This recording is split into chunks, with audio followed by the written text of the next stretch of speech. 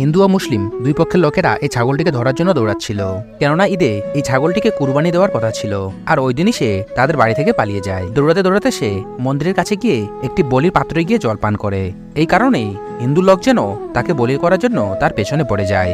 অনেক দূর দৌড়ানোর পর ছাগল গিয়ে একটি নদীর তীরে থামে। সেখানে দুই পক্ষের লোকজন এই ছাগলটিকে নিয়ে সেখানে মারামারি শুরু করে। বিষয়টি এত গুরুতর হয় যে শেষ পর্যন্ত এই মামলা আদালতে যায়। এ দেখে বিচারক বলে, এখন থেকে ছাগলও আদালতে দাঁড়াতে শুরু করেছে নাকি? এরপরে বিচারককে পুরো ঘটনাটা বুঝিয়ে বলা হয়।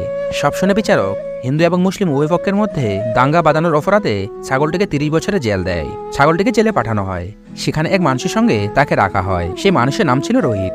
রোহিত কনস্টেবলকে বলে, আর এখন থেকে সে ওই ছাগলের সঙ্গেই থাকবে। এরপর কনস্টেবল বলে পরের দিন সে তাকে একটি মোবাইল দেবে। এদিকে শহরে প্রতিবাদ শুরু হয়ে গেছে যাতে করে ছাগলটিকে মুক্তি দেওয়া হয়। পরের দিনে রোহিত ছাগলটিকে পাশে রেখে নিজের মেয়ের সঙ্গে কথা বলছিল। ঠিক তখনই সেখানে এক পুলিশ অফিসার চলে আসে। সেই সময় ছাগলটি রোহিতের কাছে এসে বে করতে শুরু করে। তাই রবি তাড়াতাড়ি করে তার মোবাইলটি সেখানে লুকিয়ে ফেলে। এরপর কি হলো তা জানবো আমরা পরবর্তী পর্বে।